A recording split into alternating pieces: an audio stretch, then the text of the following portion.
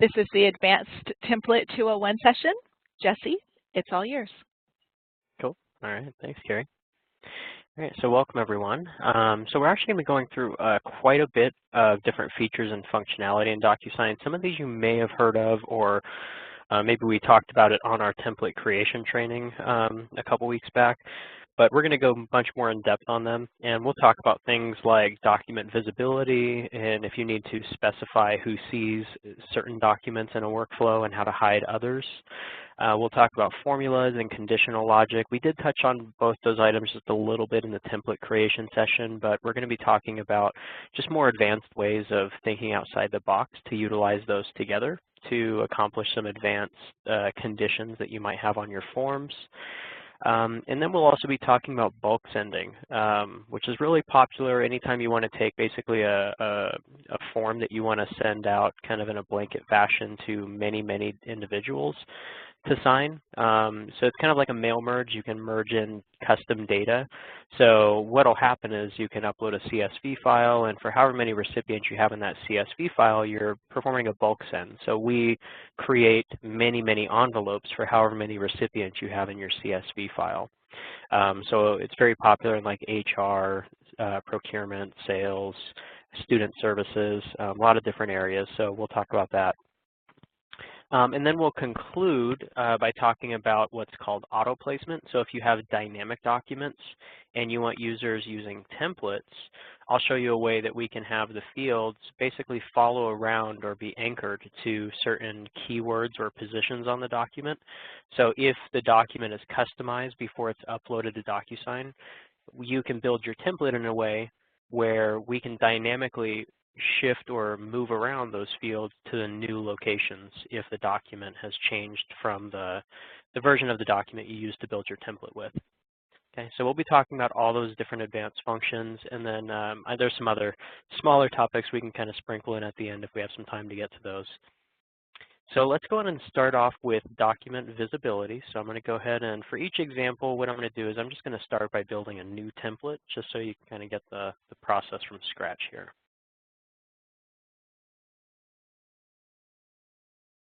And let me just double check. Can you all see my screen okay? Okay, you might be on mute. If you can't see it, feel free to put it in the chat. Yep, okay. I can. Perfect. All right, so the concept of document visibility, and actually let me do this first. This is one feature that you do have to make sure that is enabled from an admin perspective first. So let's go to the admin panel. Let me just show you where the feature is located. So that way, if you don't see the option when we go to build a template, or rather when you go to build a template, you'll know where to find it. Okay, so I went to the admin section, and then we're going to go to signing settings. Oh, sorry, actually sending settings. And it's right here under document visibility. Now, your account probably by default has it set to off, but just know you can toggle it on by just selecting any of these other 4 options. Let me zoom in just a little bit more so you can see those a bit better. Really, there's 2 main options, and then I'll talk about what these other ones are that start with send or can set. So basically, these off is the first choice. So the second and third choice here, these would be turning on document visibility 100% basically for every envelope. Now the way it's worded where it says must sign to view, this actually describes logically how document visibility works by default, and it's based upon field placement. And if you think about what that means when you're building a template or an envelope, you know, if you're a signer or if you're placing fields on a document, you are a signer. You may not be scribbling your name or your signature as a signer per se, but you are technically a signer because you're applying data. Right, so that's what it means, must sign to view. So that means logically, if you have a field put on a document, then logic would tell us you must be able to see that document, because otherwise why would someone place a field there and assign it for you if you can't see it and interact with it? And if you don't have a field placed on that document, then let's not let you see it. And just to be clear, it is at the document level, not the page level. So if you have, say, a 300-page PDF and you want to control certain pages, you would have to split it up into separate PDFs to control it as separate documents. Okay, so what this is basically asking you is, do you want to enforce document visibility 100%, which would be one of these 2 options? But the rest of the way that the setting is worded is unless member of a sender's account, meaning that if you're a recipient for an envelope, and if document visibility is enforced, meaning you have fields assigned to you for some documents and not others, if you're a member of the account that that envelope was originated from, meaning you're a user on that account, then we will ignore the document visibility rules and just let you see the full scope of documents in the envelope. Now, this next option is similar in nature, except for it only ignores the document visibility rule if you're a recipient and you also happen to be the sender or originator of that envelope. Because we assume you put the documents there so you were able to see them initially, so we assume because you're the sender, you need to have correction privileges and have that visibility, so you by default are going to see everything, even if you do have DocViz enforced, and if you are a recipient, we're going to ignore those and let you see everything.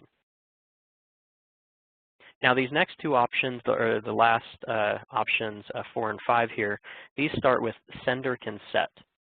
Now they're similar in nature right here, except for these make it so that it's not enabled 100% of the time. These give you the flexibility to enable or disable document visibility down at the use case, like a template level, or if you know you're sending out a particular envelope, your sender can uncheck document visibility if they don't want to enforce it for that transaction. So it does give you more flexibility, and it's not locking down DocViz for the entire account. Okay, so in my account, I have it set to sender can set, and I'm only going to ignore the document visibility rule for the sender only. Okay, I'm still going to keep it enforced even if you're a member of the account. So let's go back to our template. And what I'm going to do to start is I like to show a real quick example. It's pretty common. Usually everyone is familiar with like signing an offer letter or the onboarding process for like a new job. So I'm actually going to just drag over a couple HR documents. The first one is an example like an offer letter where we're sending it to an external recipient, our candidate. And once they sign, I want it then countersigned by the HR person. But at that point, I want the HR person seeing an additional document that was not visible to the candidate, but that additional document is internal facing only that I have here that should only be visible to the HR person, maybe to start kicking off the other part of the onboarding process. Okay, and then we can get more complicated. You can add in more documents. We can create like a back and forth scenario to where we could have it return back to the original recipient and have new documents appear even after this step while still keeping this one hidden. But I like to keep it rather simple at this point just to show you just how document visibility works. And then for any more complex use cases, you know, we can always set up working sessions and cover those with you more in depth. Okay. So I'm still going to add my recipients. Everything else is normal.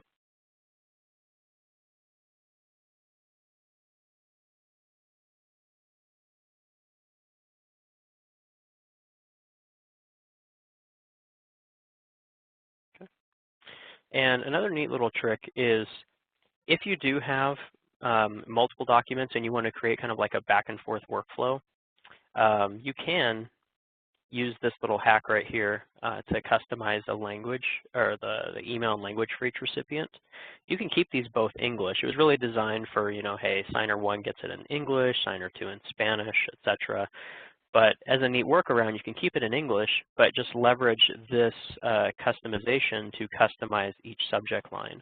So maybe right here, I can put offer letter step 1. Offer letter step 2. So if I'm creating a situation where I'm sending this envelope back and forth, say to my candidate in this example, I could have it make it so it's pretty clear with the way I have the subject line worded so that they know kind of what step they are at in the process, even if they're not able to see the full scope of documents. So again, this can vary dramatically depending upon your use cases and how you actually might want to use this. So yeah, we can talk about the more intricate subtleties a bit later. So I'll go ahead and click Edit. Now, if you have that sender can set setting that I showed you in the admin panel, it's going to be located right here. So this means under recipient privileges, I now have the toggle that says recipients must be signers to view signed documents. And the way I described how DocViz works logically by field placement, this describes it exactly the same way. So I'm going to go ahead and enable DocViz and hit save. And let's go next. All right. So again, we're going to be controlling this by field placement. So I have my 2 documents here. So my first PDF, I'm going to scroll down here to the first signature section. And I'm going to put my signature fields for my candidate. And we want HR counter signing it and seeing this document as well. So I'm going to place one here for them. Now when I get down here to my second document, my internal facing document only, then I don't want the candidate seeing this form, so I'm not going to put a field on this document. If I wanted them seeing it, then I would go ahead and put a field there, but I don't. So I'm just going to put a field for HR. Okay. Now, once you've placed your fields, if you want to check just to make sure that you have your visibility set the way that you desire, in the upper right-hand corner next to this Word documents, this little cogwheel or little gear icon, you can go ahead and click on that and then document visibility. If you don't have that setting checked in your advanced options that we looked at right here, then you will not see document visibility when you click on this little cogwheel. But what this does is it opens up a nice little matrix view where, and I don't mean Neo the Matrix, I mean layout matrix. So you have your document previews right here. We can see our signers or recipients in the order that we have them in the workflow. And then these little grayed out eyeballs. It might be kind of hard to see on your WebEx, but this eyeball right here is grayed out, but it shows that the eye is open. And then this one has a line going through it, which is indicating that this internal facing document is not going to be visible to our signer 1, our candidate. Okay, but it will be visible to HR. Now they're grayed out because we're controlling the document visibility by field placement. Now sometimes I get the question, well, what if we have a document in the workflow? Oops, whoa, there we go. What if we have a document in the workflow that we're not putting fields on, meaning you won't be controlling document visibility by field placement? Well, there's actually 2 ways you can do that.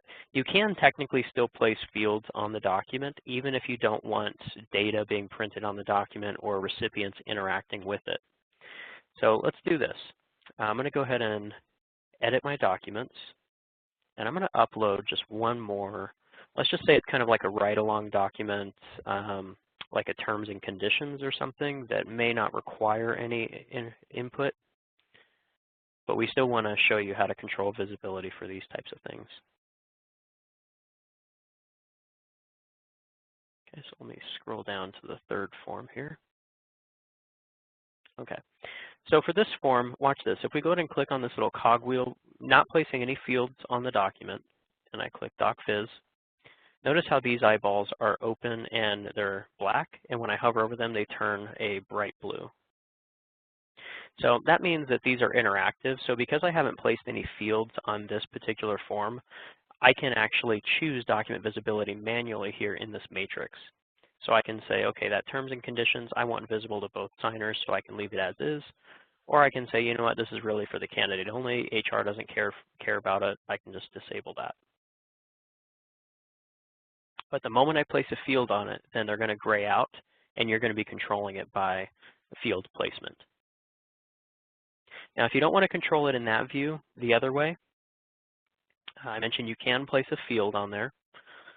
So let's just say we do want the candidate seeing it and we want to control it by field placement. A little trick is you can use it like a date sign field or name or email, because these are automatic merge fields that will just automatically merge in data that we have already, such as the current date or the name and email for the recipient that you address the envelope to. So pretty popular is just using a date field.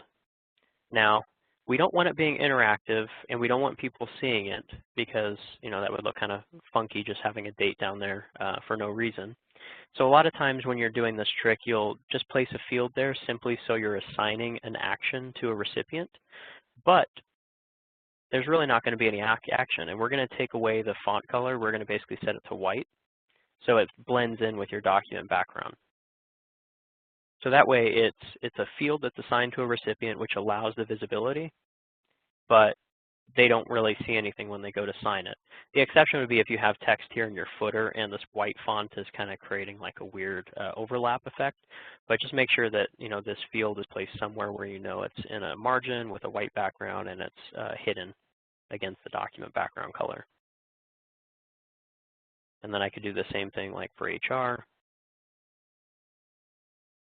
Set it to white font. I can stack these. It doesn't matter. No one can see them anyway. And then when I go over here to document visibility, you'll see those little eyeballs are grayed out, but because I placed two fields, it shows that they're visible to both recipients.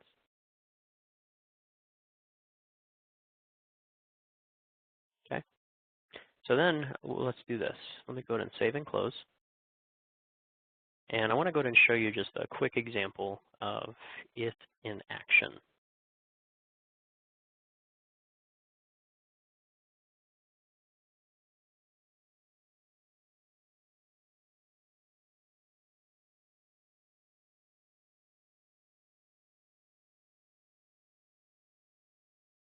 Okay, so notice the idea for the subject line keeps it pretty clear and concise what kind of phase or step we're at in the process for this onboarding process.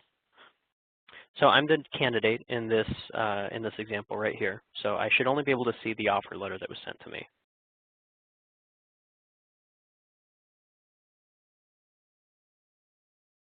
Oh, actually, sorry, I forgot I included this terms and conditions. So I can see this, but that internal document that I had sandwiched in between is hidden from my view because I didn't place a field on it for my candidate.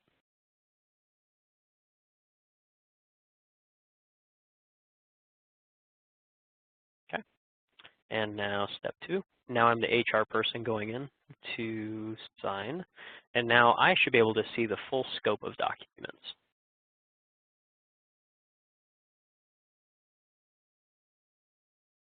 So here's that internal document. And additionally, the terms and conditions. Now the cool thing too is that however you enforce document visibility, we're going to hold true to that rule all the way through to the completion email, meaning that when those completion emails go out and we're providing final copies to your recipients, we're still going to maintain those document visibility rules that you specified. So if you didn't allow me to see a document at the very beginning when I was signing it, then that means I still can't see it upon envelope completion. Now there are different ways around that, by kind of tricking the system, re-adding that recipient further on down in the workflow as like a carbon copy that you allow to see all documents. Or if the way that you want is the way you had it originally, where you're preventing visibility from a recipient, we're going to hold true to that and keep that in place. Whereas your sender or anyone else that you want seeing the full scope of documents, they would be able to see and download all of those. Okay. So any questions on document visibility?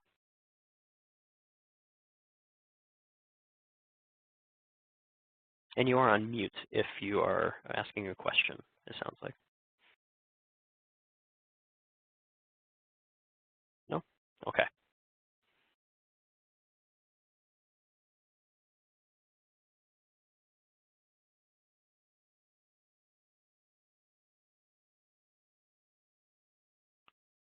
All right.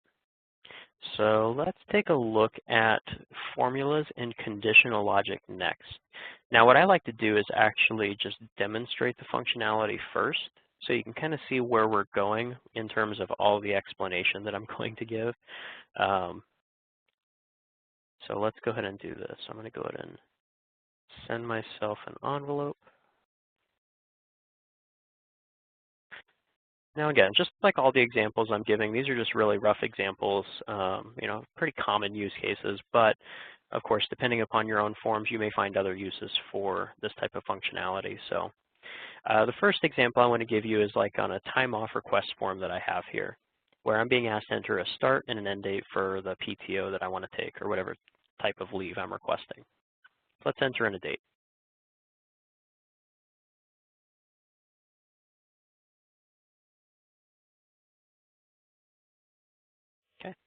So what I am showing you here is a formula. I have a date diff formula going on where we're differentiating these two dates. So the difference is 5 days, so I have a formula that automatically outputs a number. So this is relatively simple. I'll show you how to set up a formula just to accomplish some quick calculations or date difference or date formulas that you want to accomplish. But here's a kind of an advanced scenario where it says, if the number of days requested exceeds 5 days, then please provide a brief explanation. So I'm going to show you a little workaround because just straightforward formulas and conditional logic won't necessarily accomplish this type of scenario. So if my requested amount of days off exceeds 5 days, I want a required explanation provided.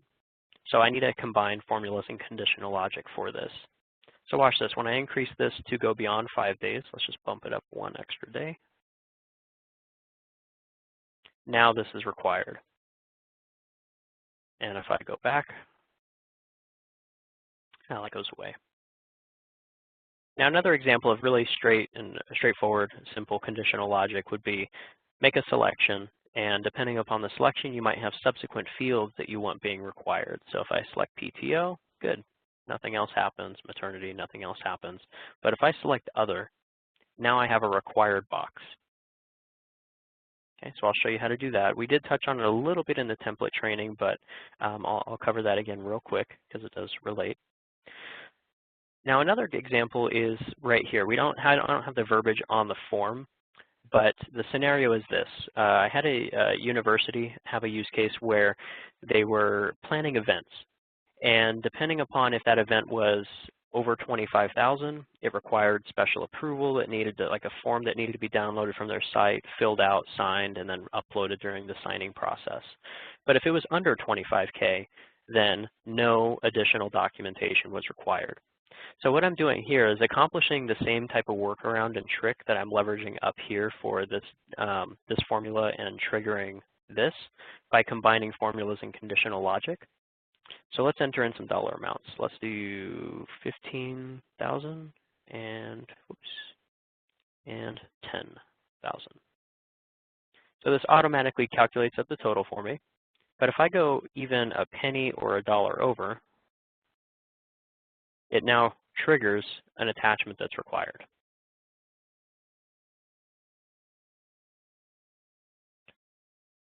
And then another similar workaround, same way, just a different kind of scenario, is age validation. This one's really popular with many, many, many schools. So enter your date of birth. We're going to differentiate that against today's current date. So I have some other hidden stuff going on in the background, dividing out a certain amount of days to accommodate for leap year. But essentially what I want to do is use a formula to output my age. And then based upon that age, we'll determine if an attachment for my under 18 consent form signed by my parent or legal guardian, whether or not that's going to be required.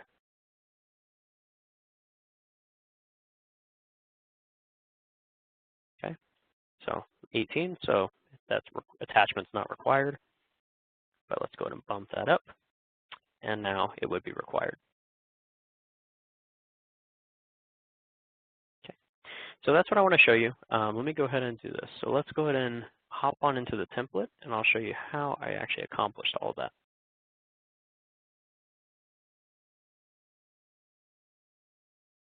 And you know what? Maybe we'll just utilize the same template here.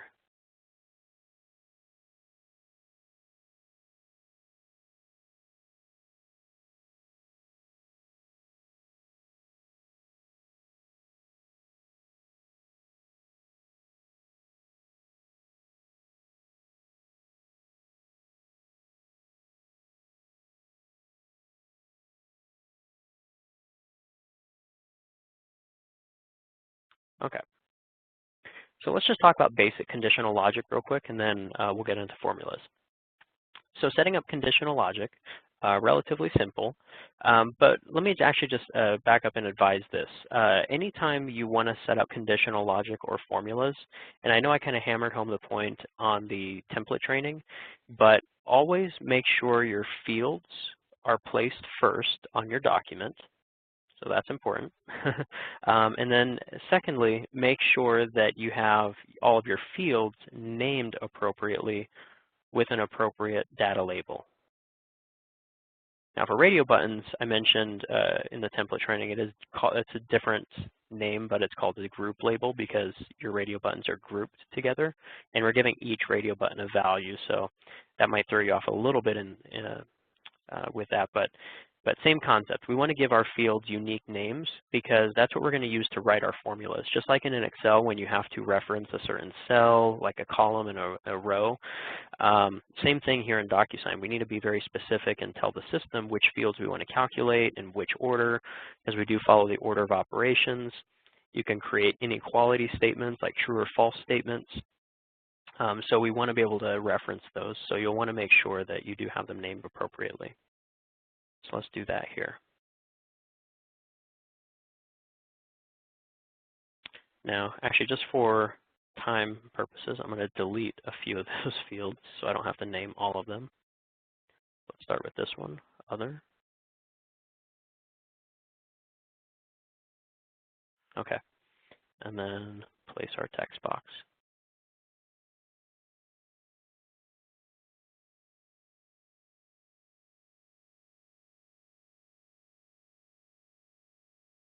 All right, so to set up conditional logic, the thing to always remember is to start with the parent field. So if we think of like a parent-child relationship, these are going to be the parent fields that would then trigger the child field or subsequent fields after that, after a certain selection. So you always want to start with the parent field that you want to trigger off of.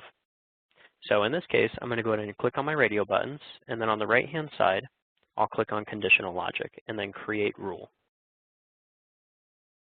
So this is actually giving me two steps at the top of the screen. It says click on the field that I want shown when the trigger field equals whatever I want to select. So we named our radio buttons. We gave each one a value, so I'm going to choose my other option. But I still need to click on the field that I want shown. And I only want this text box shown when the other choice is selected. So I click on it, see those little lines going through the field, and then I click Done. And that's real basic conditional logic that you can set up pretty much on any field. So let's talk about formulas, and then we'll tie it all together and show you some of the more advanced conditional logic. So to create a formula, again, we need to place some fields first, and let's give them some data labels. The other thing you want to make sure you do is you validate the field to be either numbers or dates only. That's another requirement that you should be aware of, because just like in Excel, when you want to write a formula, it'll give you an invalid reference in your formula result if you're referencing a field that isn't formatted properly, isn't validated correctly, such as that it has special characters or text in it. So it has to be numbers or dates. So what we're going to do is validate and make sure that whatever entry is put in there, that we're working with numbers or dates only. So for these are start dates and end dates, so I'm going to choose date.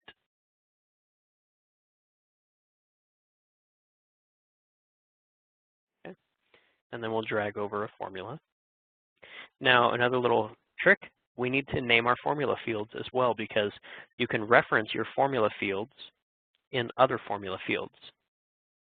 And that's how we're going to get away with some advanced logic going on in our form.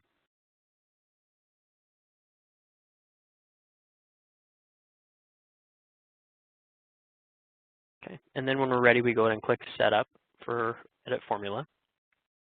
Now, real quick, I want to point out this Learn More link that will take you to our related documentation for this topic. It was formerly called Calculated Fields, so don't let that confuse you. It is Formula Fields. Let me zoom in here. But this goes through all the explanation that I just gave in terms of how you need to have your fields validated to be numbers or a date. But that could be done in text fields. You can use date sign fields, drop-down fields that must be numbers only, or other formula fields like I mentioned. This gives you some other examples of how you can write your formulas. Again, we do follow the order of operations. This is an example of like an inequality true or false statement. So if I'm adding up all three of these fields, A, B, and C, is that less than or equal to 100, yes or no? If it's no, it's going to output a 0, so kind of like binary, true or false, or on or off. Same concept, 0 for false, 1 for true. So if these added up to 99, well, that's less than 100, so it would equal, or it would spit out a number 1 for true. And that's actually the little trick in that we're gonna, or the trick that we're gonna leverage to accomplish all the different examples that I provided you on the previous envelope. And then we do have some other functions that are built into the system, specifically around dates. So if I wanted to differentiate the date, like I'm going to show you how to do, that would be this date diff function. But if we also wanted to just get the current day, basically parse it out from the date, or we want to add, subtract days from a specific date, you can obviously do that as well. So this does give you a lot of ideas and some background on the functionality in case you forget. But basically, it's pretty simple. So just like in Excel, when you write your formula at the top of the screen, similar thing here. We're going to click into this box, and this is where we're going to write our formula. Now notice how there are some fields that I have on the document that I didn't give a name. So like right here, I mean, obviously this says date signed, but it doesn't tell me which recipient it's for. It doesn't tell me if it's the one that I'm trying to use for my formula. So this is why you want to make sure your fields are named correctly, because it makes it so you don't have to guess what fields you want to include in your formula. Okay, so I'm going to choose the date diff function, and then I'm going to choose my field, my start date. Whoops, actually I forgot. Date diff, we work backwards. So end date, comma, start date, and then we close our formula. And I wouldn't need to click on anything else at this point unless, again, I wanted to create some sort of true or false statement. Okay, so I'm just going to leave it as is because the intent is I just want to output the difference between those two dates. And I'm not working with currency, so I'm going to get rid of the decimals and save. And that's it. So I've set up my formula, so now it's going to output the difference in the dates. So now the question is, how do I accomplish this conditional logic right here? So what I'm going to do is I'm going to drag over another formula field, kind of hide it right here. Let's give it a label. Let's call it just formula 2. Now, you probably don't want to have a 1 or 0 being printed on your document right here, especially if it's just random and out of context, just to accomplish some additional functionality like this. So just like we did with the date above in the document visibility, I'm going to set the font to white, so that way that output result is not visible, but yet it's still part of the formula that we can leverage for the conditional logic. So I'm going to set up my formula. Change that to 0. So basically what I want to do is I want to basically say that if the total number of days requested exceeds 5 days, then we want to conditionally show that, that text box that's requiring an explanation. Right? So I know that that output result is going to be my formula 1, so I'll click that. And then this is where I want to create that true or false statement. So if it's greater than 5 days, then the way I have this statement written, it would output a 1 if it was true, if it exceeded 5 days. So then I add the text box that I want shown, and then clicking back on that, our formula number 2 here, I create a rule for conditional logic. Now there's no drop-down menu. Again, this is a little different than working with radio buttons or drop-down menus, because here we need to specify what is the output in this field that we would then want this text box right here appearing. So I'm just going to put a 1, because remember, we're creating a true or false statement. So if that total is greater than 5, this is going to output a 1.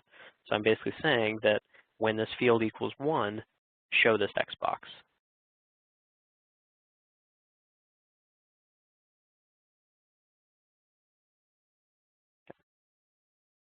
Okay, any questions on how I accomplish that? Because that's basically how we'd go about in setting up that scenario.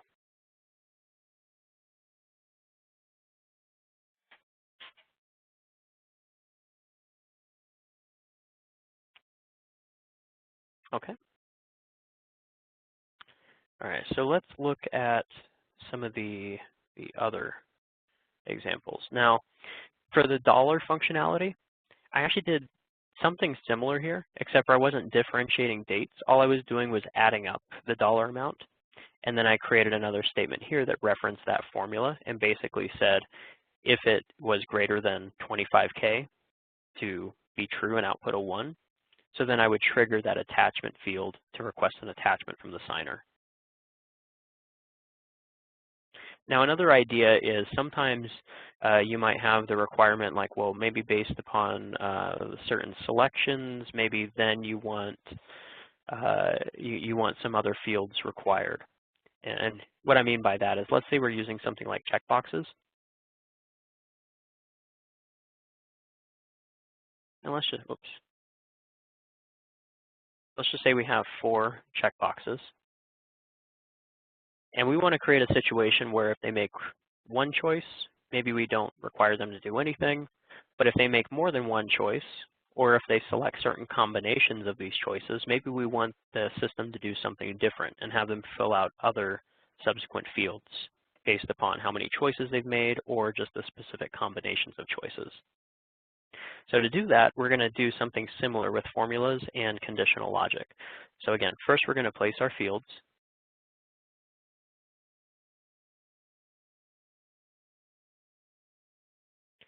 And what I'm doing with these text fields is I'm basically going to hard code some numbers in them. So let's call this 1.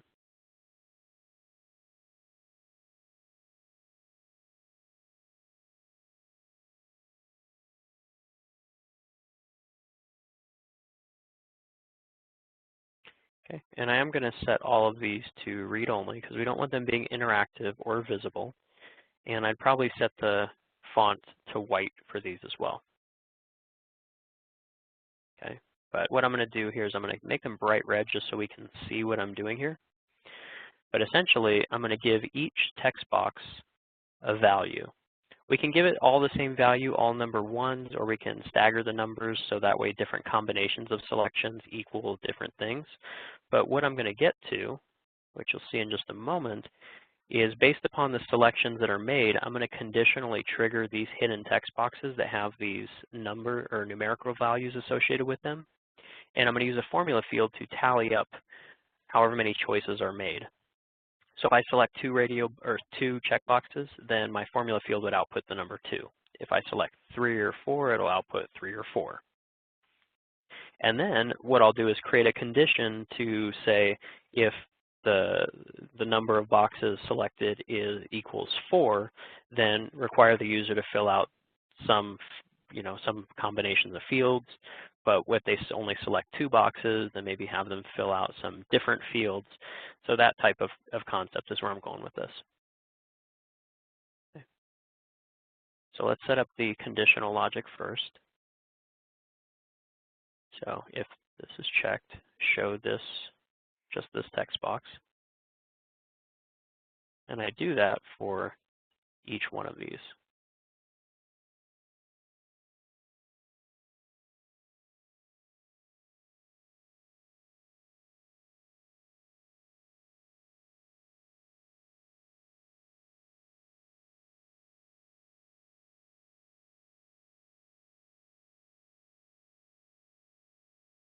Okay. Now, sometimes I get the question here, well, what if we want to control, like, if they make this first selection and the third selection, that equals number 2. Well, how are we going to control if they make the first selection and the second selection? That's still going to output a number 2. That's what I was mentioning, that these numbers really don't matter. It all depends on what you're trying to accomplish on your form. So I don't have to use all number 1s here. It's basically just whatever numbers that I want to output based upon the combinations that are chosen. So I could make these numbers a bit more unique, so I know that regardless of whatever combination the other selections they make, that every time each combination of selection is going to output a unique number. So I would know exactly which choices they've made. So for example, maybe I'd make this one, I don't know, like 13. Actually, no, let's do something like 7. And then 13.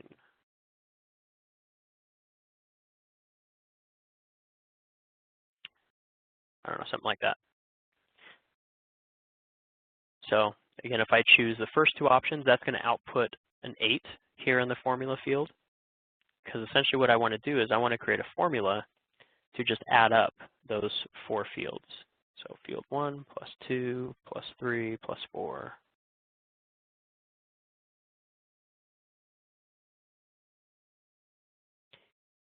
Okay. So now what will happen, and again, we'd probably have our formula set with white font as well, so all of these fields are hidden, and all they see are these checkboxes. So these technically can reside anywhere you want, elsewhere on your document where it won't get in the way. But I know now that if I choose just this first option, formula is going to output number 1. If I choose these first two, it's going to output an 8. If I choose this first option and the last option, that'll be 16. So I've created these numbers unique enough and staggered them far enough apart. And again, you might have to do some math and just double checking that it'll create unique combinations. So I know if this outputs 16, that they've chosen options 1 and 4.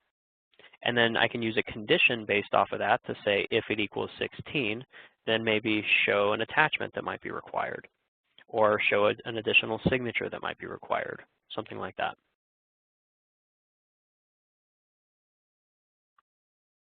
Okay. All right, so let me pause again before we move on to the next topic. So do you have any questions about formulas or conditional logic?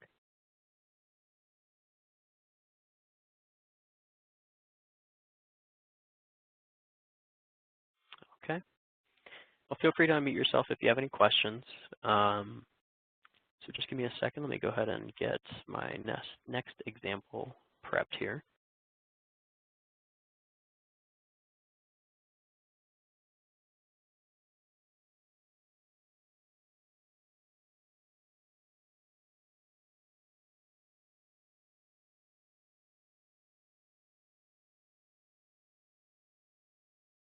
Okay. So this next example, as you can see from the title, is bulk sending. So here's the example that I'm using, or the example scenario that I'm going to use. So I've had a university recently want to send out student schedules to their students. So it was like student services that just wanted to do basically a bulk mailer where they're not sitting there needing to create hundreds, if not thousands, of separate envelopes, one for each student. Instead, they wanted to leverage bulk send, where they upload this rather, as you can see, kind of vanilla document. It's just really a placeholder, but it has the column headers that are needed that's going to represent the data that's going to be displayed that we're going to merge in. And what will happen is we're going to create a CSV file that we're going to have all of the various recipients' names, emails, and all the data we want merged in. In other words, all the student class schedules. And so let's just say we have a CSV file of 500 names. I like to just throw that round number out. So you have 500 names in your CSV file. Basically, you go through the process of creating your envelope once, and we will go through and cycle through that CSV, and we're going to create an envelope for every single row that you have data provided. So if you have 500 rows of names and emails, when you hit send on that envelope, it will cycle through that list and generate 500 envelopes. Now, when you're doing bulk sending, you can send up to 1,000 at a time. So if you have 3,000 individuals you need to create envelopes for, you would just go through the bulk sending process 3 times. So 1,000 for each round.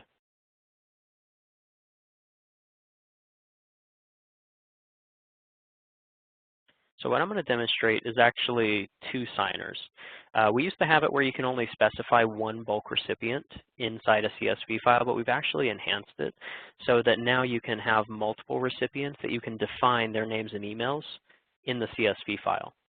So the example recently was I'll say this is the student that's reviewing their schedule and signing. And then I'm adding another recipient, and let's maybe call this academic advisor, because we're going to map the student's academic advisor to the correct academic advisor when we create our CSV file.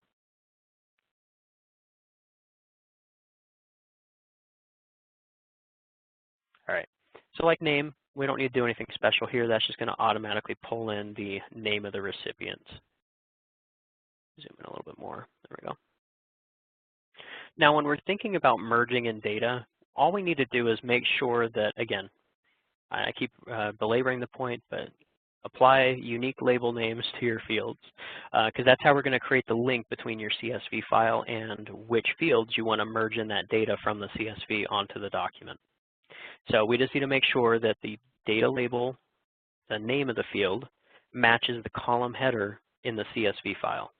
And I'm going to show you a neat little workaround, or not really workaround necessarily, but a neat little trick here in a few moments in how you can have your CSV file already pre-created and formatted for you, and then all you'd have to do is just basically copy and paste or type in the appropriate data into the appropriate cells. So before I do that, I need to place fields on the document first. So I'm going to go ahead and say this one is student ID. Now, when you're merging in data from for bulk sending, you want to kind of think, do we want this data being a required field, or the field with the data in it, do we want it being required, or do we want it being non-required and read-only? So it kind of depends on if you just want them reviewing it, correcting it, or if you're just simply providing it as an FYI for what you currently have them have on file for them, and maybe you want them just reviewing it and then signing off, indicating their approval. I'm going to set up all mine as read-only.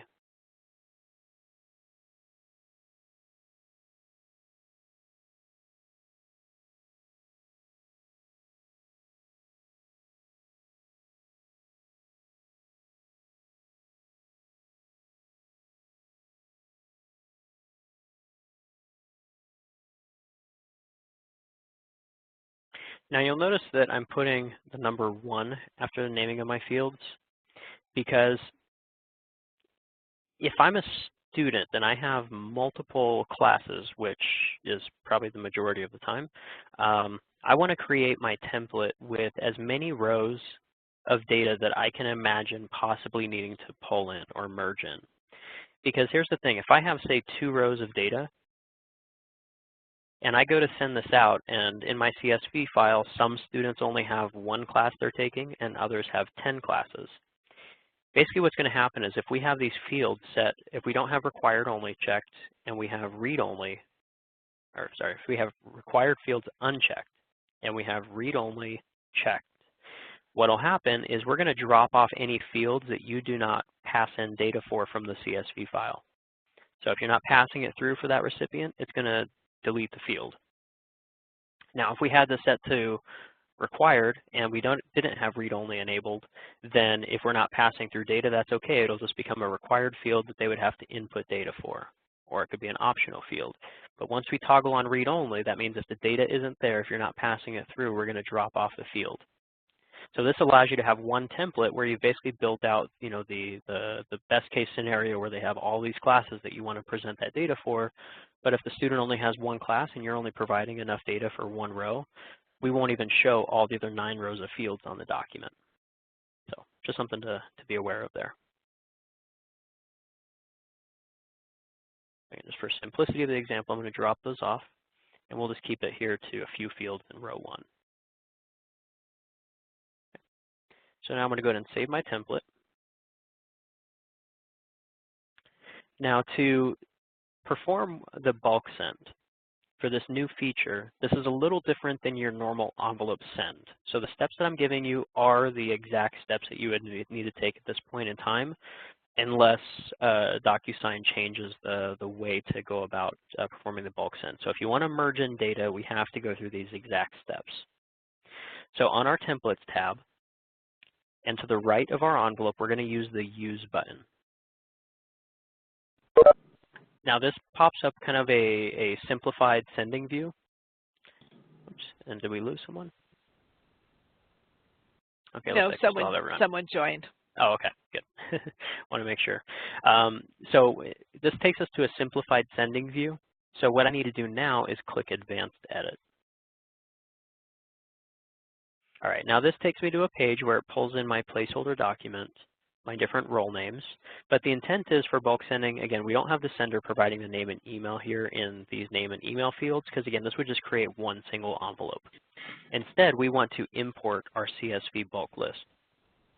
But before we do that, we need to build our CSV.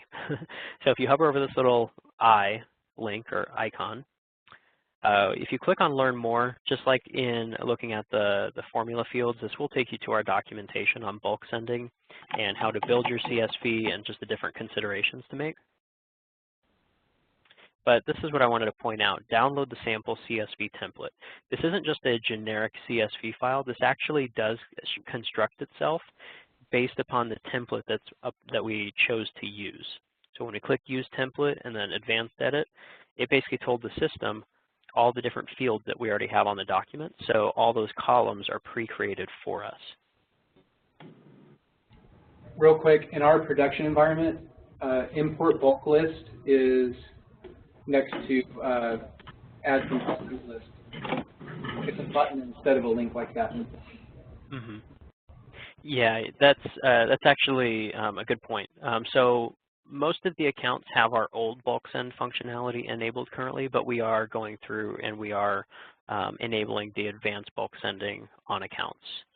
Carrie, do you know the ETA for the universities on the bulk sending enabled? Yeah, it's supposed to, they're going through in waves, so by the end of June, it's supposed to be enabled. And you're talking production, right? Or demo? It's correct, or it's as seen here in demo. It's okay, in production. Yeah. Okay, let me see if I can get it enabled sooner in production. It's not a problem. I was just for the record, for the recording, just okay, yeah. What it actually looks like for us. For the recording, yeah, it's supposed to be updated by end of June. Great, thank you. Uh-huh. Yeah, good question. Thanks for mentioning that.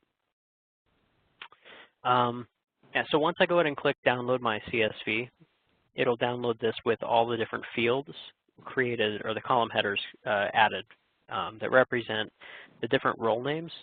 So right here I can see that I have my first role, student, which is this role right here. And then I have a secondary signer, the role of academic advisor, and that's these two columns right here. So again, I'd be mapping to say, okay, here's my student name and email, and then here's their corresponding academic advisor name and email that I want countersigning that portion of the document. These ones right here are envelope custom fields. So if you are leveraging envelope custom fields in your account to add additional metadata to each transaction that you send out, or each envelope rather, you can map that data or provide that data in your CSV and have that mapped into these fields as well. And then going over here, we can see the various fields that we have placed on our template or on the document that are assigned to the different recipients. So I can see here the student ID field assigned to the student, start time field number 1 is assigned to the student, so on and so forth. I don't have any fields assigned to the academic advisor, which is why we don't see anyone there. Okay, so let's just go ahead and fill in some data, and then I'll show you an example of sending this out.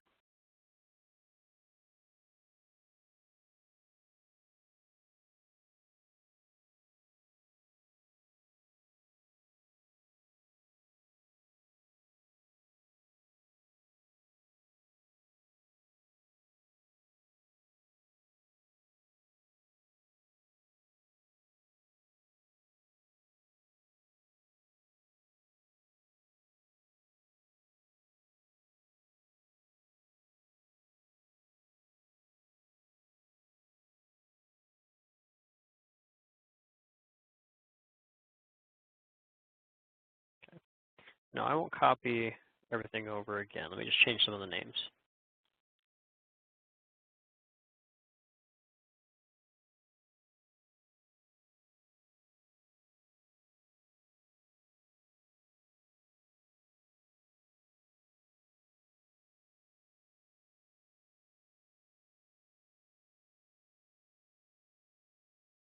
Okay. So again, you keep going, having up to 1,000 recipients, but in this case, I'm going to generate 2 envelopes because I have 2 rows of names in my CSV file. Okay, so let me go ahead and save this.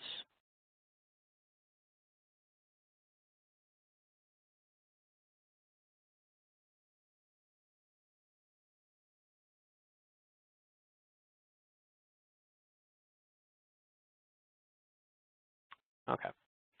So now I just need to go ahead and click on Import a Bulk List. And let's go ahead and upload that CSV. This little pop-up will give you a kind of a final chance before you click send, just to preview the data that you're going to merge in, such as making sure you have all the right names and emails addressed for the right recipients, all the data you want to merge in is correct and lined up under the correct columns. So I'll click Finish Import. And now it takes away the option to name the names and emails of the student and academic advisor because we're providing all that data in the CSV file. Okay. Now the other cool thing to know about this that I didn't do is that you can automatically apply authentication. So I could either have authentication pre-selected here for my recipient, but if I'm doing something like access code or phone or SMS authentication, that creates kind of an issue because the access code needs to be created by the sender before sending. And if you're doing bulk send, you're not manually going through and creating an access code. And same thing with phone number and SMS. You're providing the recipient's phone number that you have on file that you've been communicating with them with. So instead, you can use that CSV to feed in.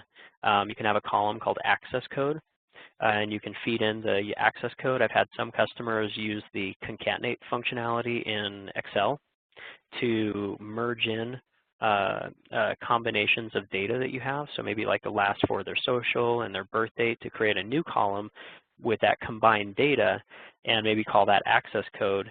And then in like a private message here, you can put a little hint as to what their access code is and maybe give them an example using fictitious data. Like here's your birth date, here's your social with fake data, and here's what it could look like. So you're giving them an example of the format and what data you've made the access code from. So you can specify your access code in the CSV file for each recipient, so that way it's unique. Every envelope is secured. Or you could do the same thing for a phone number for the intent of SMS or phone authentication as well. Okay. Now the other important thing to mention, kind of as a best practice, is if I left this subject line as is, as kind of just a blanket subject line without some sort of merge field in here, it's not going to be good in the sense of when I get those email notifications as the sender giving me updates on all these envelopes. If I'm using an email like Outlook or Gmail, they often group together emails that have the same subject line. So as you're getting those notifications updating you on all the envelopes, you know, if I did a bulk send with 1,000 envelopes, I could end up with a group of over 1,000 different emails. Even though all the email notifications are trying to update me on the different envelopes, they're all being lumped together because of the same subject line. So I do recommend using one of our merge fields like I showed in the template training. And one of those could be where I can maybe say student schedule for, and then I give the role name. So again, the unique individual for each of these envelopes is probably the student in this example. So I give the role name, so student underscore username and closing brackets. And that just means that for the role student right here, whatever name is passed through in the CSV file for the student, that's what this username is showing, is we're going to pull in the full name here. So this will make it so every envelope that's generated as we cycle through that CSV file has a unique name. So you're getting those email notifications. It's not going to group all of them together with the same name. You now are able to track each individual transaction and have more context to know which transaction you're looking at. So I click Next and Send.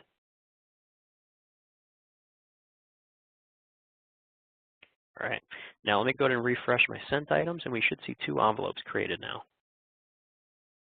And there we go. So I had, when I did my test in my CSV, I had 2 students listed, Amanda and Pamela. So both of them got their own separate envelopes, and as you saw, I only went through the process of creating 1 envelope, but because I had 2 names in there, it created 2. So let's actually go in and sign as one of these recipients. Now let's pick on Pamela here.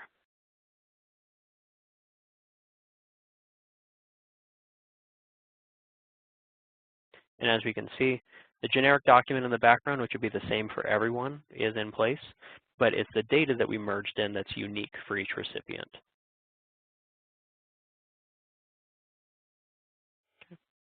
So any other questions about bulk sending?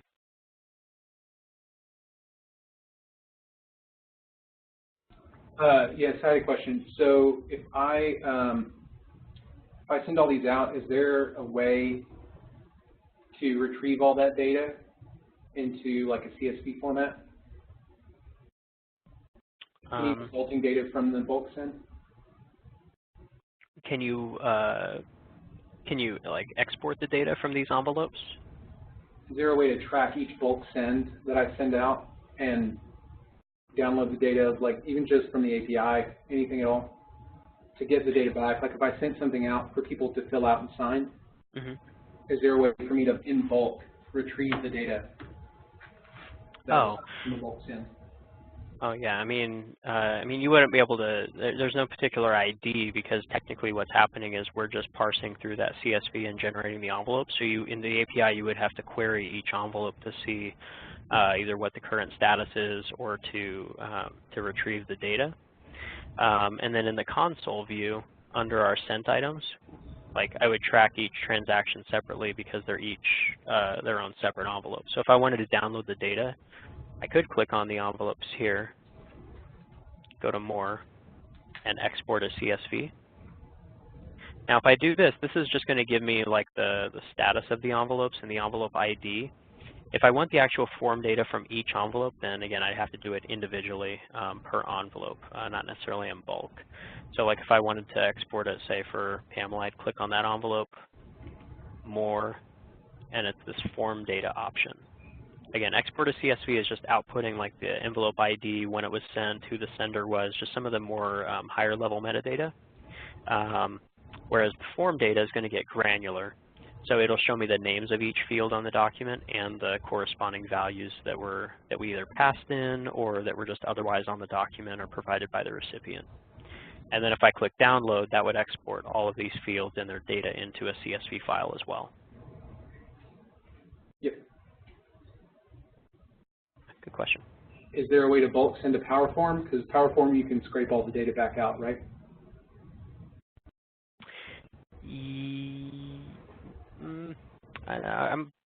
I'd have to kind of know more about what the use case is to see if that would make sense. I mean, technically, yes, I guess you could, but you're generating envelopes when you bulk send. And if you're doing a Power Form, when you click on that link, you're generating another envelope. So if you're trying to bulk send a Power Form link, you'd essentially be duplicating envelopes. Yeah, I see what you mean. Okay. Yeah. Yeah, so I wouldn't normally recommend that, no. Great. Yeah. Cool, thanks.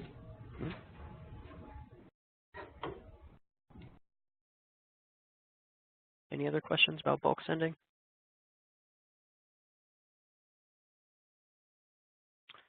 Alrighty. All right, so let's talk about auto placement then real quick.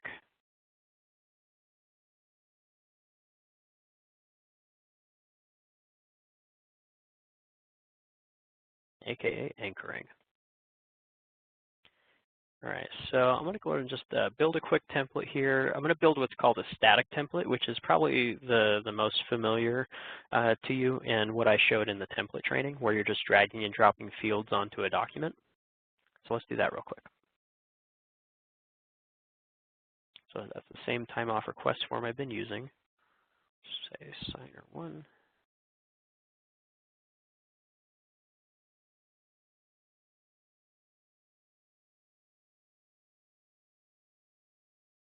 Okay.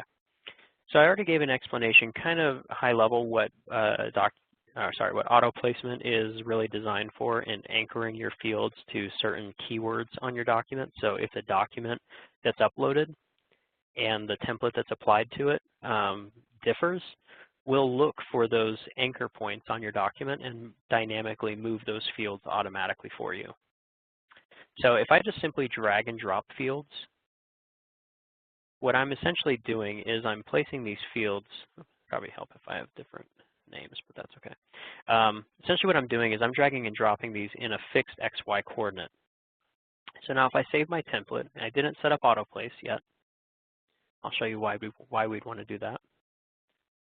So now if I open up that document here, let me just save a custom version real quick.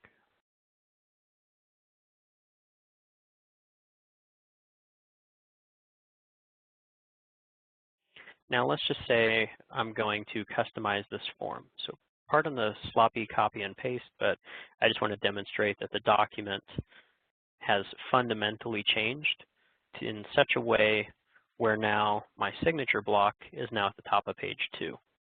Right? So it's on page 1 in my template, but now it's on page 2 in the document I'm going to upload. So let's create an envelope.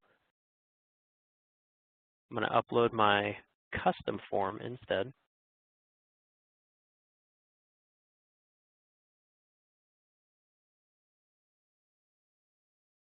And then I'm applying my template that I built that had the fields on page 1.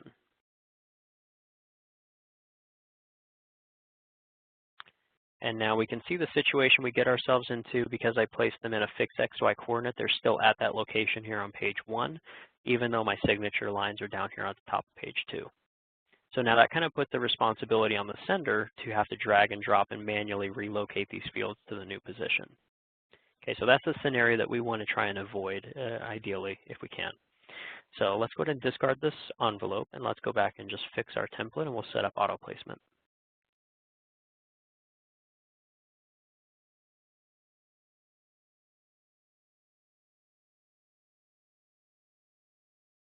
Okay, and let me just move these out of the way so we can see how this works in real time. So what I need to first decide is, am I using existing text on the document, like an anchor string that already is there where I don't have to go in and make a document update? Or am I going to be embedding unique anchor strings that aren't visible but that are going to be used to tell DocuSign which anchor points to move the fields to, and that are unique enough where we're going to place the appropriate fields at that exact location? Now, what I mean by that is, if I wanted to set up auto placement and anchor to the word signature, that wouldn't work in this scenario right here, because as we can see, I have the word signature 4 times, right here, here, here, and here. So what that would do is it would duplicate whatever field that I'm anchoring to the word signature 4 times, and it would assign it in those locations for that same recipient. So we'd be asking in this case, the first signer to sign all 4 spots, and that's just not very pretty, nor does it make sense. So we need to make sure that whatever we choose as the anchor text, that it's unique enough that we know every time that we find that unique anchor string, we're not only going to duplicate that field that many times, but that it's also assigned to the correct recipient. Okay, so ideally your anchor string should be unique to the recipient, and also for however many times you want them repeated. So if I wanted to use something like this string of text that's already existing on the document, like employee signature, I don't see that it exists anywhere else on the form, so that might be a good spot. So let's go ahead and do that. I'll go ahead and click on the signature field, and then on the right-hand side under location, we're going to click setup for autoplace. And very simply, this is just asking what string of text do you want to anchor to. So let's do employee signature and apply. And you see how it moved it to the lower left-hand corner of the field, mapped up exactly with the lower left-hand corner of the first letter. And that's exactly how it should behave. So now if we actually click on this field and move it, we're going to remember that movement relative to the position of this anchor string. So meaning, even if this part, this entire signature block ends up on page 2, that's okay. The signature line is now going, or the signature block is now going to appear right on the signature line where I want it, because it's going to find this string of text, employee signature, place the signature field there, but then remember that I've moved it relative to that position in this new location. Now, sometimes that doesn't work, because what if the sender is manipulating this part? So you'd want to make sure, again, if it's an existing string of text on the document, that it's not modifiable, or that you're ensuring that your senders aren't manipulating that text, because again, that can create a scenario and not even place these fields if we don't find it. The other thing too is if they type in text in between this anchor string and where we move the field relative to that position, it could create that weird scenario again where this field could still be in the wrong position. So if they put a paragraph of text in between employee signature and the signature line, this field is going to be on top of that blob of text. So if you want to get more granular in your anchoring, we do recommend embedding anchor strings if possible in your documents. Now what you don't see, like over here on the left, is I have like a /D1 /. Now that's not any type of official anchoring. It's just kind of a naming or anchoring naming convention that's fairly popular. So that would indicate that that's a date field for signer 1. And over here I have it unhidden. So you can see it, but over here I have it in white font, so it's hidden against the document background. But right here I have D2, which means it's a date field for signer 2. Same for name. I have N1 over here, and then I have N2 right here. So if we go ahead and do something like that, let's move over a date, set up for autoplace /D1 / apply. And now I don't have to move this field very much, maybe up a couple pixels and over, but I know generally speaking that relative movement doesn't matter a whole lot because I know that the sender is probably not going to be removing that hidden anchor string, or even if they put in anything above or below it, it doesn't matter. We're looking at the exact same horizontal positioning to what we're anchoring to, so we don't need to worry about the vertical spacing. Okay, and let's do the name field.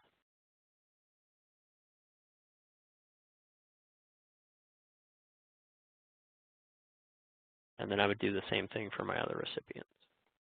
I won't do all these. Let me just do one for recipient 2.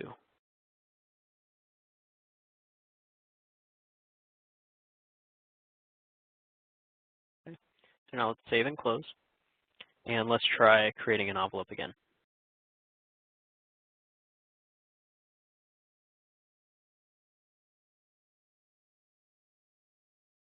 So again, this is my customized form where now the signatures are on page 2.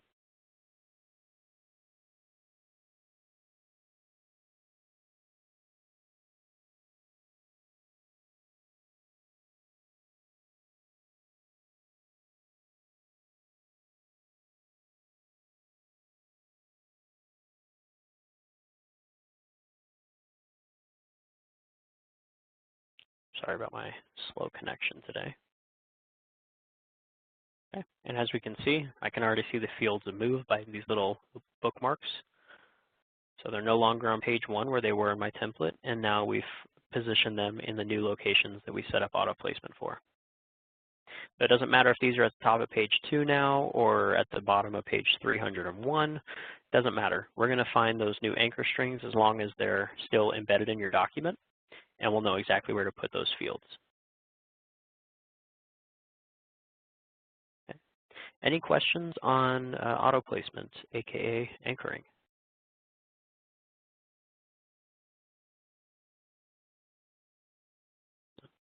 Okay, so let me just take a quick moment and pause. We have about 30 more minutes remaining, and there are some other topics that I can go through and talk about. But we have hit five big advanced features in DocuSign. So let me just pause and ask again, are there any questions over anything that we've talked about so far, like document visibility, formulas, conditional logic, bulk sending, or auto placement?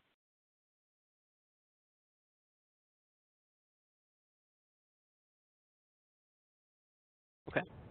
I have a question on something unrelated. Oh, sure. Yeah, sure. So envelope fields, can those be made required for certain templates and not for the others? envelope custom fields? Yes.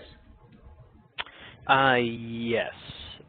That does get a little tricky because when you create an envelope custom field, like let's say you already have templates created in your account, when you go to create an envelope custom field, you do have the option to set those as required for the sender to populate before sending. But in that view, when you click create, you get an additional pop-up that'll say, hey, do you want to apply this envelope custom field to all of your existing templates? And if you click yes, all of your templates will now have that field as being required. So it does get a little tricky when you have different use cases or different templates requiring different envelope custom fields. But let me ask, are you guys creating envelopes through the API, or is the intent that senders are going to be sending through like the web console view? A little bit of both. A little both, okay. So there is kind of a workaround to do that. What you could do is you can create the envelope custom fields and then create them as being optional, and that way when you go to your template, the envelope custom field would be there, but it's not going to be required, preventing the sender from sending. So then here comes the workaround, and actually let me share out another application real quick so I can show you.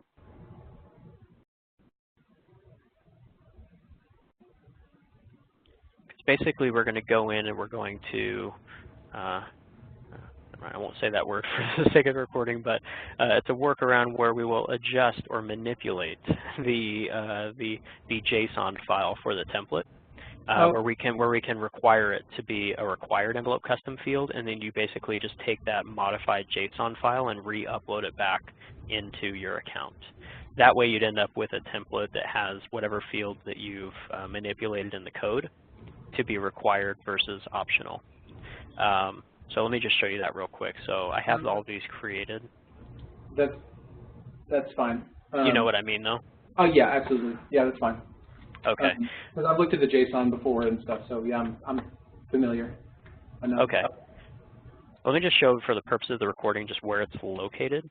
So I'll go ahead and click download, and let's go ahead and open up my template here.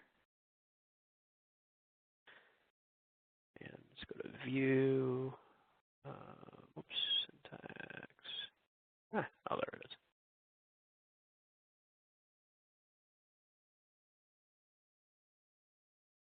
Okay.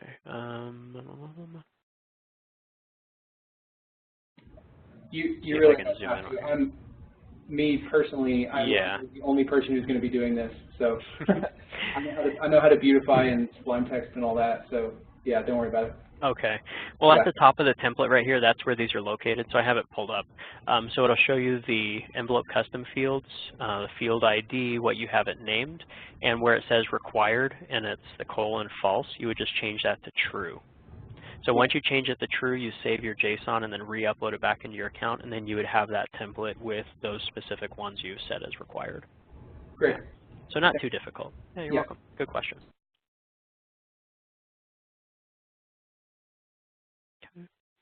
Any other questions?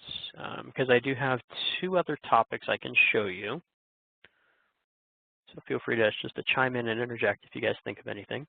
So these are relatively straightforward features. The first one is PDF form fields conversion, meaning that you can quickly take PDFs that you already have forms created for. So if you already have form fields on those PDFs, if you're not already aware of the functionality, when you're creating a template and you pull those documents in, you can transform those fields to DocuSign fields, just to save you time with field placement, but you can then further manipulate those fields however you want, like making them required or optional, etc., because there are some attributes that some people just forget to set when you're creating a PDF. So let's just go through that right now real quick.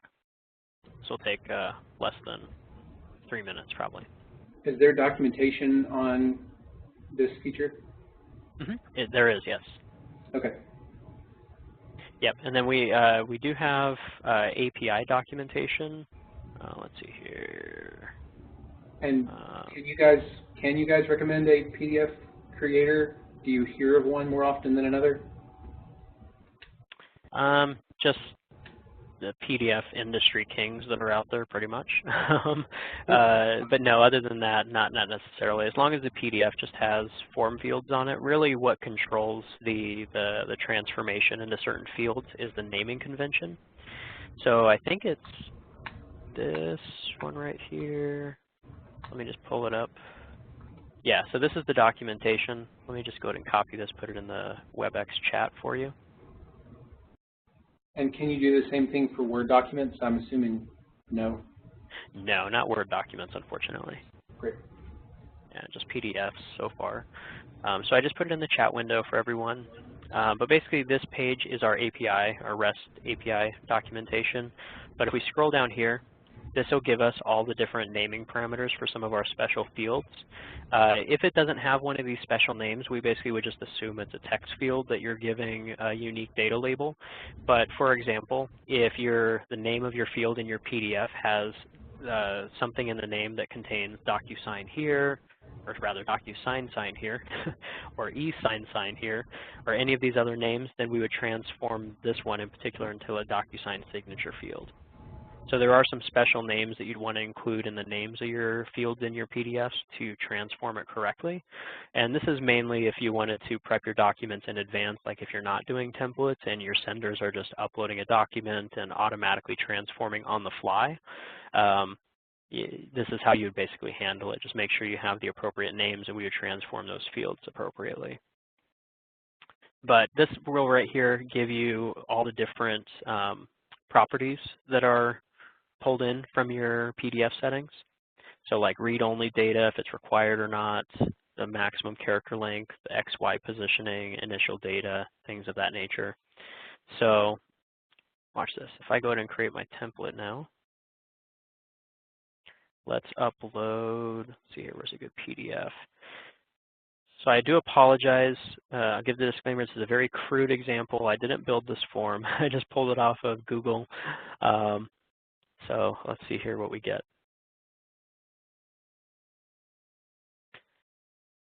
So that blue pop-up that I dismissed, and I apologize, but what happens is that pop-up is just information only, letting us know that we found form fields for that document I just uploaded. There's nothing to do in that pop-up we just saw. We're going to get to that on this next screen. So this is the one you don't want to click off of because you won't get the option again. You'd have to delete the document and re-upload it to get this option again. So just be careful not to click off of it right away. So if you click delete data, what we're doing is you basically told DocuSign, hey, ignore all the PDF aspects, or rather the form fields and any data we might have pre-filled in those fields. Let's just pull in the underlying document, that's it. Keep PDF form data means that we're going to pull in the underlying document, and if you had also pre-filled any data into any fields, we're basically going to flatten down that data onto the PDF, so we're still essentially just pulling in a PDF without any of the form fields on it. And you'd still have to place DocuSign fields for any other areas that you'd want to collect data for. But assign to, this option basically says, hey, for every field that there's an Adobe form field, convert those to DocuSign fields. Now this part gets a little confusing for folks because you might have sections in the document or the PDF where you're like, okay, this section needs to be filled out by signer 1, then this section by signer 2, etc. When you're converting the fields or transforming them, you do have to only pick one recipient initially. Now in my example here, I only have one signer, but think of the majority of the fields on the document and who the majority would be filled out by, and pick that person as the primary person that you want to assign the fields to. Because remember, these are going to become DocuSign fields, so all the other functionality is the same. You can adjust all the properties, including which recipient certain fields are assigned to. So we're going to blanket assign them right here in this step, but then you can go through and reassign them to other recipients after you perform this step. So I'll click confirm. And as we can see, these were all assigned to signer 1. Now let's edit our recipients. Let me just add in one more for kicks and giggles here. All right, and then I can go ahead and just lasso all the fields that I want assigned to signer 2 over here on the right, just reassign them. But we see this is a good example. So again, this is a very crude example I pulled off Google, so I can see whoever built this PDF didn't make these radio buttons required. And they also had like this, you know, your married selection pre-selected. Okay, so there are some things that you want to double check when you are doing this, but in that PDF guide that I sent out the link for the API documentation that has all the naming conventions, that PDF did leverage those because we can see here that these were converted to the proper signature field, date signed, and even the full name field. This one down here wasn't because it was transformed just to a text field with the recipient's name in it. But for like the radio buttons, they didn't put these as required, so I'd probably want to go through and make certain fields required or optional as necessary. So in other words, we're transforming them, we're doing our best, but you probably want to give it a look over and make sure they're configured exactly the way that you'd still want them to be. Okay, and then I can look over here for a group label. We can see here that they applied group labeling or data labels, so that's good. Let's double check it, data label, yep. So all those are named appropriately, so if you have an integration, you're writing API code, you can reference those data labels in your API as well. Okay. So that's real quick. That's all I wanted to show is that this could be just a cool way and a quick way to just pull down some PDFs that you guys have already pre-created that you might want to whip up some templates for in a few minutes and get some new use cases just out there just to help encourage use of DocuSign for different departments, etc. So any questions or additional questions on that PDF field transformation process?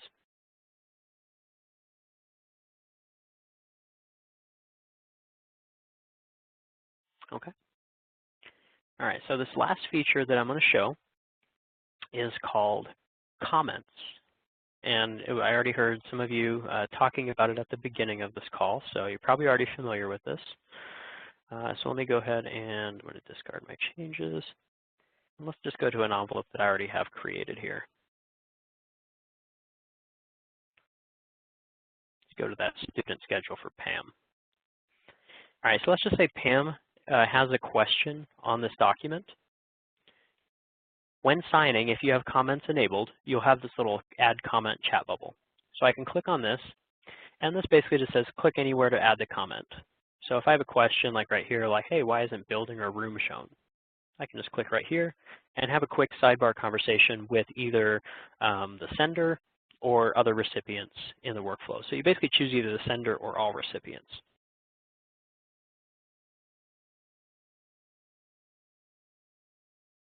And I click post. This is basically just saying that this chat is going to become metadata for the transaction essentially and could be stored. But the key thing to note here is that this chat transcript or comments is not burned on the document. And when we provide the final copy of the document to the recipients, that chat transcript is not present. You'd have to provide that to them separately if you wanted to, if they requested it. But you as the sender do have access to that chat transcript. It would just be a separate kind of an separate audit history that you would pull away from the document itself. So I'll post the comment. Now, if I wanted to, ideally I'd probably wait until I get a response before I finish signing. So I might do finish later. Now the nice thing is that we will send an email notification to the sender who originated the envelope with the comment. Now, one of your admin settings is you can choose if you want that comment actually being visible in the email notification. And Carrie kind of alluded to it earlier in her comments at the beginning of the call about, what if they make an inappropriate comment? Well, that's being transmitted through email, and you can see that comment exposed. But more importantly, it's not necessarily about inappropriate information right here or an inappropriate comment. It would be more about like exposing PII data, which could be seen as like a data breach. So if I'm a signer, I make a comment and I include some PII data in my comment that I make.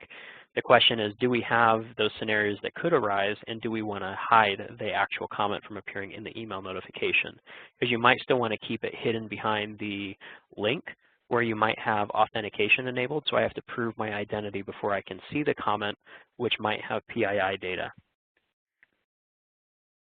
So as the sender, I can click View. That'll take me back to the document, or from here in the web app console view, in the upper right-hand corner, I have a notification bell that goes off.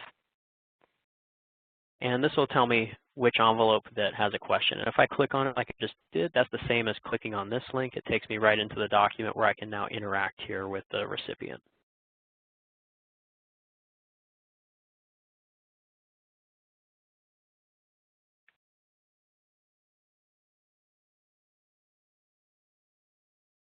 Okay, so now I'm done responding to it. My notification bell is now complete, goes away. And now a notification goes back to the recipient, letting them know that I've responded. And of course, I have my comment enabled in here so we can see it. But the recipient can click View and then go right back into signing the document. Again, they'd be asked to re-authenticate depending upon your authentication settings. But here I can see the response, and I can continue this back and forth dialogue, or if I'm ready and I'm ready to just commit my signature, I can just go ahead and click finish, and that's it. So then from the sender view, if I go to the envelope, now let's see here, sent items, and where's that envelope for Pam?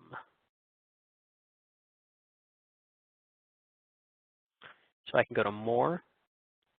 Oops, actually, sorry, it's over here on the right under download. They put it here next as a separate item. So instead of the document or certificate, I can download the comments history as a separate PDF. And it downloads it as a zip file. So then we just see the chat transcript that we just had.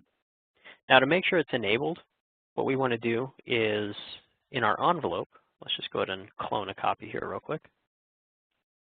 It's found under your advanced options. So you can have comments enabled or disabled for certain use cases or allow your senders to toggle it on or off. But this is where it's at right here. So enable comments. Yes or no. So you can have that pre-selected or deselected at the template level. And then the last thing to show you is from an admin standpoint, because this is another one of those features. You want to know where it's at in the admin panel when you do get it added to your account. So on the left over here, we'll scroll all the way down, and it's comments right here under signing and sending settings. So we can choose whether or not we want comments enabled for the entire account, yes or no. If we choose to turn it on at a global level, then we can allow senders to override, like we saw that setting in my template, or my envelope rather. And then this is your toggle to choose whether or not you want to include the actual comment itself, the text, in the email notification, or if we want to keep it hidden behind the link. Okay. So any comments about comments?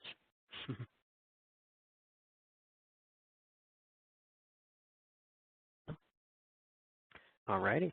Well, we do have 20 minutes remaining. So if there's no questions about anything else that we've covered today, or even if there is, please bring them up now. But if there's no other questions, do you have any other questions unrelated to the topics we talked about that you'd like to chat about for the next little bit? Either that, or we can give you 19 minutes of your day back. Well, actually, Brian, I did confirm that you should have the collaborative fields enabled on your production account. So test that and just make sure. And I haven't gotten the specific answer, but it's similar to what Jesse said in terms of comments and payments.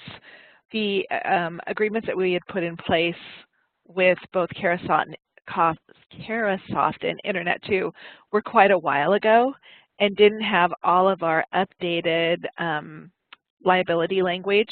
And it's really to Jesse's point and what I said earlier, if information is shared in comments or to that point, payments. All of our current customers, we put these terms in place quite a while ago, but we have everyone sign these just to make sure that you all realize that it's possible that information could be shared with the comments, but it's almost boilerplate language.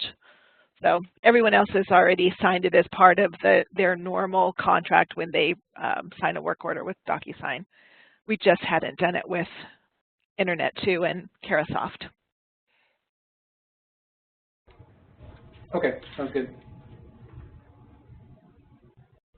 So any other questions? Well, actually, I will say one other thing that I noticed that's not enabled in your production account, and you may not want it enabled, but we have a feature called tab order that if you have a fairly dense document or file and with lots of fields and you want it to go in a particular order, and it's for whatever reason it's not, you can force it to go in a particular order. So that's something that Jesse covered field order in the template creator training, and I thought that was the same thing. Or does field order inform tab order? If you don't have the tab order feature enabled? you actually do have to have it enabled. And I was just looking on your prod account when I was looking for the field or the collaborative, and it didn't look like it was enabled. Okay, then yes, please enable. Okay. And yeah, We've had tab requests. order and field order is just our It's overlapping the same. terminology. Is the same thing. Oh, okay, gotcha. Then yes, we need that enabled. We've actually had a request for that. So. Okay, great. Good. I'll have that done right now as well. Did you have anything else?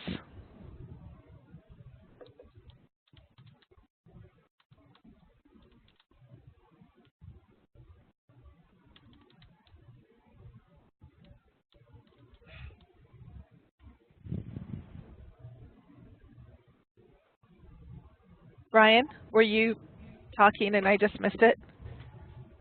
Nope, I think Oh. good. Yeah, we just keep making templates. People keep loving it. So.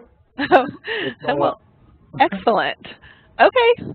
Well, and I think then from here on out, for the most part, the sessions, you've gone through all of the sessions that we have put together.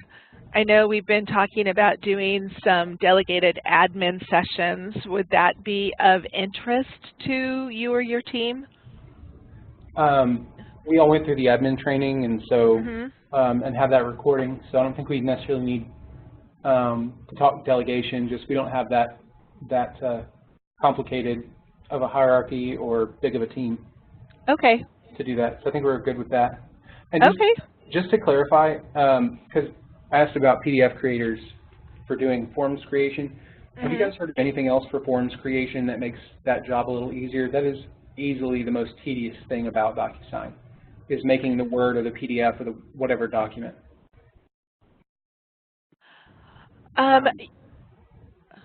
Oh, did you have something? Oh, no, go ahead. Well, no, I was just going to say that I know that there have been some other. Let me touch base. Let me, because I know there's something called Woohoo, or shoot, I can't remember what it is now. It was a kind of interesting. Yeah. Yes. Yeah. Because I've heard of Woohoo. I mean, if you. That's all I'd like to hear is if you have just I don't want you to name drop if you can't, but if there's a forms creation tool that you know of that a bunch of people are using, you know? Yeah, well, and the reason that I said that is I know that when one school was interested in seeing if it integrated, but normally I really haven't heard of them using any, but I was going to reach out to the sales team and say, hey, and the account managers, in your meetings with customers, has anything come up more often than not? So. Yeah, that would be great. Okay. And Jesse, did you have anything that you were going to mention? Oh, no, I was just going to ask, kind of what's the context for the document creation? Like, are you referring to taking old Word documents and getting them prepped in DocuSign, so if they're not PDFs, like just easier ways of getting fields in the right areas, or is there another issue maybe I'm overlooking? Well, easier ways of getting the fields in the right places, and then also just getting a form built out to where all of our forms kind of look the same. If you just let people go on Word or even Adobe Acrobat, sometimes the forms end up looking completely different from each other. And I know that that can be fixed with the child guide that we publish, but we just haven't gotten there yet. I didn't know if you guys had anything that made that process any easier. Do you guys use anything like Salesforce or any other applications like that? And the reason why I ask is because like Salesforce, they have a lot of partners that have integrations to create documents and agreements and contracts and all that kind of stuff on the fly based upon data you have. So that way the documents are always kind of standardized in a format. And we have integrations with DocuSign and a few of those other things like DrawLoop and other document generation tools. Do you guys use anything like that currently? No. No, we don't have Salesforce either, yeah. So. Okay. Yeah, I was just curious.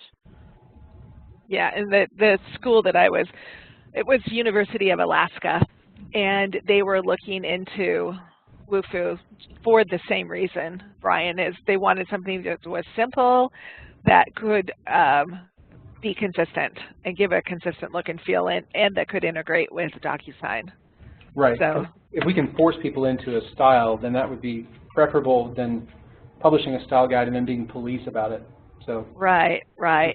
Yeah, let me see. When I touched base with them, this was last year, and I don't know how far they went with it. Okay. But let me just reach out to the team and see if there's anything that they've used that's pretty simple, intuitive, and doesn't break the bank. Yep, for sure. Yeah, because actually from you saying draw loop, I found Nintex on y'all's partner. And so that gave me the partner directory, so I'll look through that too and see if there's anything in there. Yeah, and the thing is, we have so many partners, and they typically have connectors with us. So unless a customer is already using it or they reach out, we're not, and this probably sounds horrible, but we're not aware of it. So right. So anyways, we'll just add one more thing to that. Great. Okay. Well, thank you. And will you reach out and let us know if you need anything else. Tab order was enabled. You have, we did the field collaboration. And if you, as soon as you sign that agreement or whatever and let us know, then we can get comments enabled in production. Sounds great. Thank you. Okay, thanks. Talk to you later. Thanks, everyone. Bye-bye.